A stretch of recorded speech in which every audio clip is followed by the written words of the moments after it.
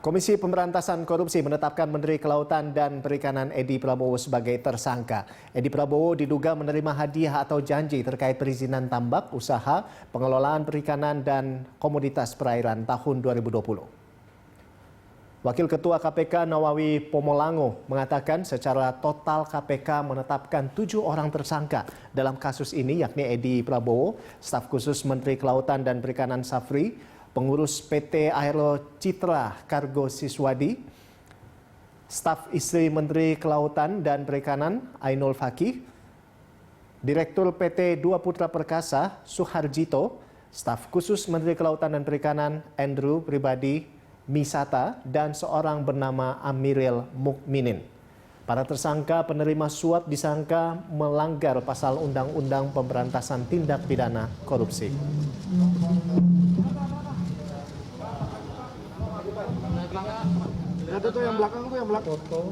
Setelah dilakukan serangkaian pemeriksaan dan sebelum batas waktu 24 jam sebagaimana diatur di dalam Kitab Undang-Undang Hukum Acara Pidana, dilanjutkan dengan gelar perkara.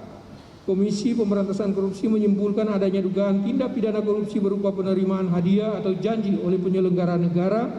terkait dengan perizinan tambak usaha dan atau pengelolaan perikanan atau komoditas perairan sejenis lainnya tahun 2020. KPK menetapkan 7 orang tersangka, masing-masing sebagai penerima EP, SAF, APM, SWD, AF, dan AM. Sebagai pemberi SJT. Dan pemirsa, untuk mengetahui update terkini, kita langsung bergabung dengan rekan Renat Christian dan juru kamera Krisdianto langsung dari gedung KPK Jakarta. Ya, Renat, ada update apa ini dari kasus yang menimpa Menteri KKP? Ya, Rolando dan juga pemirsa, benar sekali tadi malam pihak Komisi Pemberantasan Korupsi KPK melakukan penetapan terhadap 7 orang tersangka dari hasil operasi tangkap tangan yang kita ketahui terjadi beberapa waktu lalu, di mana 17 orang ini ditangkap ataupun ditahan oleh KPK terkait pemberian suap ataupun pemberian janji kepada penyelenggara negara, di mana hal ini adalah pihak Kementerian Kelautan dan Perikanan dari salah satu eksportir yang ingin, dari satu perusahaan yang ingin menjadi eksportir benih lobster yang ditunjuk oleh pihak Kementerian Kelautan dan Perikanan. Dan dari 17 orang ini yang ditangkap dari berbagai lokasi ini, ada 7 orang yang telah ditetapkan tersangka, salah satunya adalah Menteri Kelautan dan Perikanan yaitu Edi Prabowo, dan juga beberapa orang lainnya seperti staf khusus dari istri dari Menteri Edi Prabowo yaitu Ainul Fakih, dan juga staf khususnya sendiri, staf khusus dari Menteri Edi Prabowo yaitu APM Andrew Pribadi dan juga Sarif, di mana kedua orang ini menjadi salah satu orang yang melakukan ataupun dijadikan tempat untuk menampung dana yang nantinya diteruskan kepada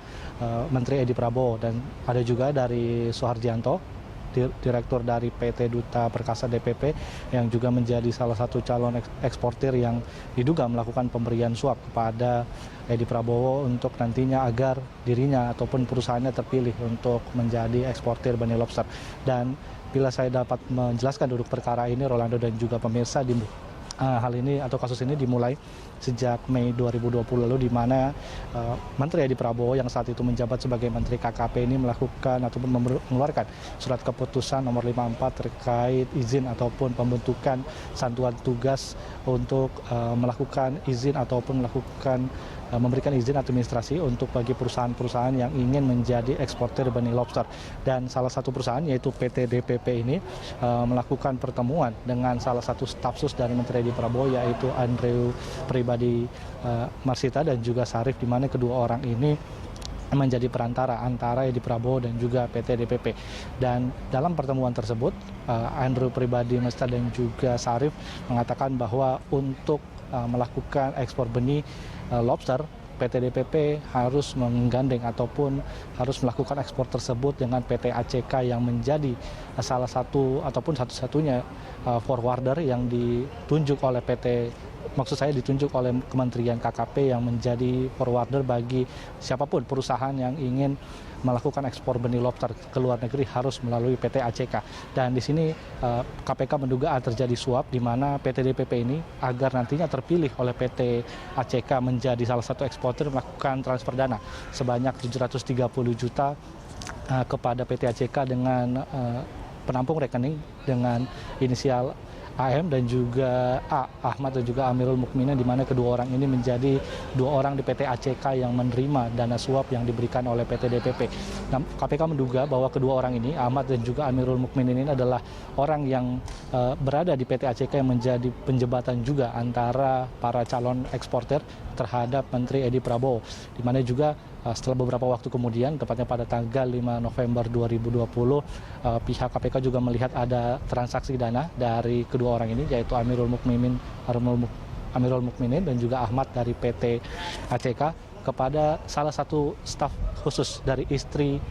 Edi Prabowo, yaitu Airul Fakih AF, yang juga sekarang menjadi tersangka, di mana KPK melihat ada transaksi sebanyak 3,4 miliar kepada rekening Ainul Fakih. Dan dari kesimpulan dari penyelidikan tersebut, KPK menduga bahwa uang 3,4 miliar ini akan digunakan untuk Edi dan juga istrinya untuk melakukan perjalanan dinas dan juga membeli barang-barang mewah, di mana pada beberapa waktu lalu memang KPK menunjukkan beberapa barang bukti yang diduga didapatkan dari hasil suap ini, seperti tas Hermes ataupun tas LV dan beberapa peralatan ataupun hal-hal benda-benda mewah lainnya yang dibeli oleh Edi Prabowo dan juga istrinya selama melakukan kunjungan ke Hawaii. Dan dari 3,1 miliar ini sudah dihabiskan sekitar 750 juta, di mana 750 juta ini dihabiskan oleh pihak Edi Prabowo dan juga istrinya selama melakukan kunjungan di Honolulu, Hawaii pada beberapa tahun lalu, dan saat tiba di Indonesia akhirnya ditangkap. Adapun Rolando juga pemirsa, dari ketujuh orang ini yang sudah ditetapkan tersangka dan juga sudah ditahan ini ada 5 orang, namun ada beberapa yang memang yang masih belum menyerahkan diri ataupun masih buron, yaitu Adreu Pribadi yang menjadi staf khusus menteri yang juga menjadi salah satu penengah ataupun penjembatan antara calon eksportir dan sang menteri, dan juga AM juga bertugas dengan tugas yang sama, yaitu perantara dari eksportir dan juga ke Menteri Edi. Dan memang tak hanya itu juga, pihak KPK juga pada 5 Mei 2020 maksud saya melihat ada juga transaksi yang dilakukan PT DPP Ladi Suhardianto langsung kepada Menteri Edi sebanyak 100.000 US dollar, dan juga melakukan juga transfer juga kepada APM yang kini sedang buron sebanyak 730 juta. Dan hal ini juga menjadi salah satu indikasi adanya terjadi suap antara calon-calon eksportir benih lobster ini kepada Menteri Edi Prabowo agar nantinya PT DPP ini dan juga beberapa perusahaan lainnya dapat ditunjuk untuk menjadi eksportir benih lobster. Pihak KPK sendiri melakukan ataupun menindak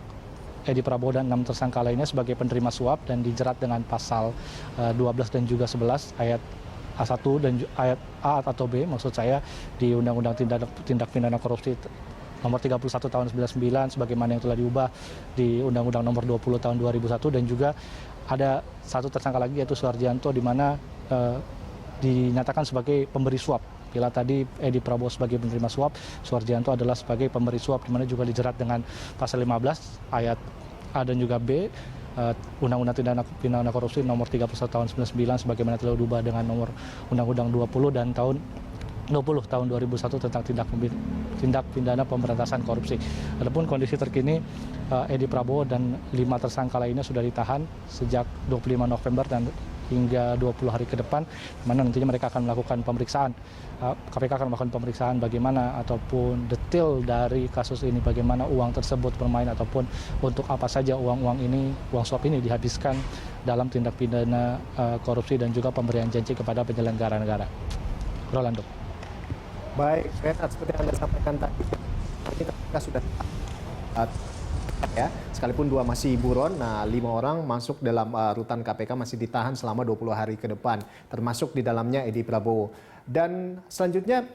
apakah ada kemungkinan akan ada tersangka baru ini, Renat, yang akan disampaikan oleh KPK? Ya, terkait apakah ada kemungkinan tersangka baru ataupun saksi-saksi yang nantinya akan diperiksa ini masih harus menunggu hasil pemeriksaan lanjutan. Wakil Ketua KPK Nahrawi mengatakan memang dari penggelaran kasus ini dan penyidikan kasus ini bisa jadi nama-nama bertambah ataupun nama-nama juga berkurang hanya di sekitar orang-orang tersebut saja. Di mana pihak KPK mengatakan bisa jadi ada dari internal KKP yang kembali diperiksa ataupun ditangkap ataupun mungkin jadi eksternal KKP sendiri dari perusahaan-perusahaan calon lobster, eksporter lobster ini. Dan untuk itu KPK masih akan melakukan penyidikan lebih lanjut untuk menuntaskan kasus ini dengan baik. Rolando. Baik, kami nantikan informasi selanjutnya dari Anda ya terkait dengan kasus dugaan korupsi oleh Menteri KKP. Terima kasih Renat atas laporan Anda dan selamat bertugas kembali. Ya, pemirsa, demikian tadi laporan dari rekan Renat Christian dan juru kamera Krisdianto langsung dari gedung KPK Jakarta.